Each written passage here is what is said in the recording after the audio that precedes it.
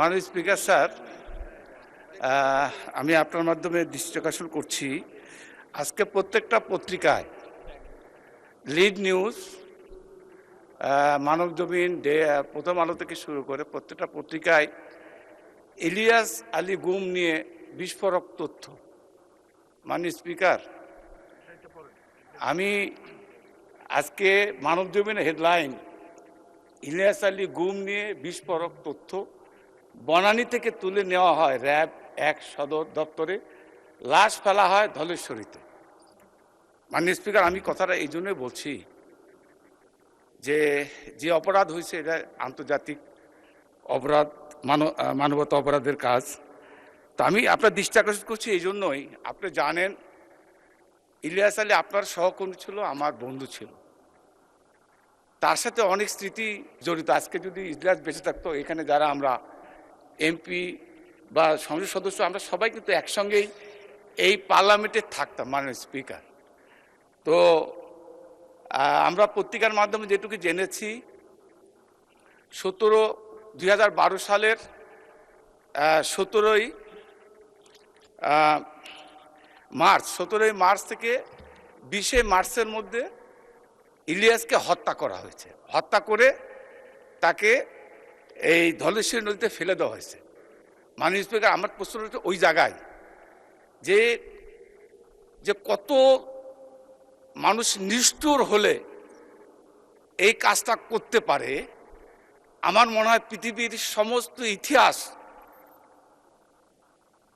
মানে কি বলবো ফেল করবে। কারণ শেখ হাসিনা যে কি ধরনের অভিনেত্রী ছিলেন, তার নির্দেশ ছাড়া যেরকম ইলিয়াস আলী গুম হয় নাই, তার নির্দেশ ছাড়া ইলিয়াস আলীকে হত্যা করা হয়নি। মাননীয় স্পিকার, শেষ করেন।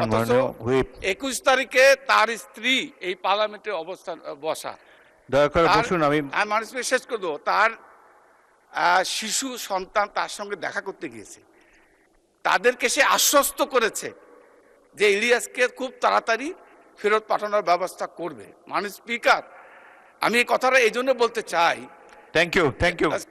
আমি যেটা বলতে চাচ্ছি মাননীয় স্পিকার, শেষ কথা হচ্ছে এটাই, আজকে যদি আমরা কুরআন শরীফের মাধ্যমে যেটুকু জানি, ফেরাউন নমরুদের স্বৈর শাসনের যে ইতিহাস আমরা কুরআন শরীফের মাধ্যমে জানি, কারণ 5000 বছর 6000 বছর আগের ইতিহাস।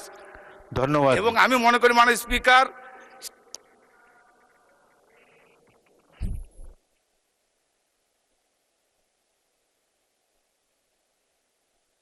বিষয়টি অত্যন্ত গুরুত্বপূর্ণ, হৃদয় বিদারক, সারা দেশের অত্যন্ত বহুল আলোচিত একটি বিষয়।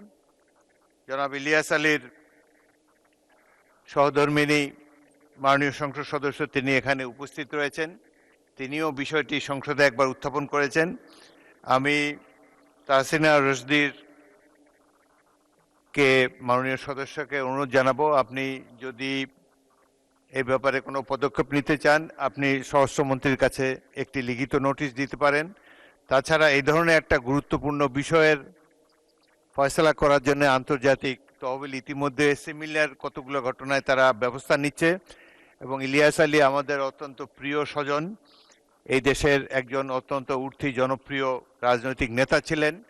তার হত্যাকাণ্ড এভাবে আনপানিশ যাবে না, এই ব্যাপারে নিশ্চয়ই এই সংসদ এবং মাননীয় স্বরাষ্ট্রমন্ত্রী সবাই গুরুত্বপূর্ণ ভূমিকা রাখবেন। ধন্যবাদ।